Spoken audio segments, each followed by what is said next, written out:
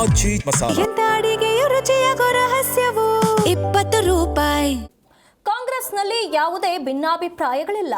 ಇಂದು ಅಥವಾ ನಾಳೆ ಖಾತೆ ಹಂಚಿಕೆ ಮಾಡ್ತಾರೆ ಅಂತ ಹೇಳಿ ಹಾಸನದಲ್ಲಿ ಸಚಿವ ಶಿವಲಿಂಗೇಗೌಡ ಹೇಳಿಕೆಯನ್ನ ನೀಡಿದ್ದಾರೆ. ಖಾತೆ ಹಂಚಿಕೆ ಬಗ್ಗೆ ಮಾತನಾಡುವಷ್ಟು ದೊಡ್ಡವನು ನಾನಲ್ಲ. ಕೆಲ ಸಂದರ್ಭಗಳಲ್ಲಿ ಖಾತೆ ಹಂಚಿಕೆ ತಡವಾಗುತ್ತೆ, ಆದರೆ ಕಾಂಗ್ರೆಸ್ನಲ್ಲಿ ಯಾವುದೇ ಭಿನ್ನಾಭಿಪ್ರಾಯಗಳಿಲ್ಲ, ಎಲ್ಲವೂ ಕೂಡ ಸರಿಯಾಗುತ್ತೆ ಅನ್ನುವಂಥ ಮಾತುಗಳನ್ನಾಡಿದ್ದಾರೆ.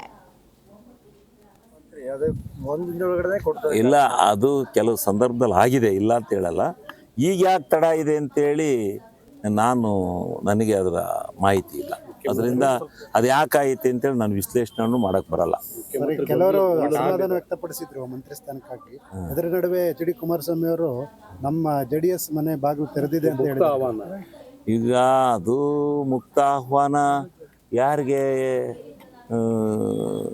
ಕೊಟ್ಟಿದ್ದಾರೆ ಅಂತ ಬೇಕಲ್ಲ, ಕೊಟ್ಕೊಂಡು ನಾನು ಅದ್ರ ಬಗ್ಗೆ ಇವೆಲ್ಲ ರಾಜಕೀಯ ಗಿಮಿಕ್ ರಾಜಕೀಯ ನಾನು ಪ್ರತಿಕ್ರಿಯೆ ಕೊಡಲ್ಲ, ಪ್ರತಿಕ್ರಿಯಿಸಲ್ಲ. ಇವೆಲ್ಲ ಯಾರ್ಯಾರು ಈಗ ಯಾರ್ಯಾರಿಗೆ BJPಯವ್ರಿಗೂ ಕೊಟ್ಟರೋ, ಕರ್ನಾಟಕದಲ್ಲಿರೋರಿಗೆ ಎಲ್ಲ ಪಕ್ಷದವ್ರಿಗೂ ಕೊಟ್ಟರೋ, ಯಾರ್ಯಾರಿಗೆ ಕೊಟ್ಟಾರೆ, ಯಾರ್ಯಾರಿಗೆ ಕೊಟ್ಟಿದ್ದಾರೆ ಅಂತ ಬೇಕಲ್ಲ.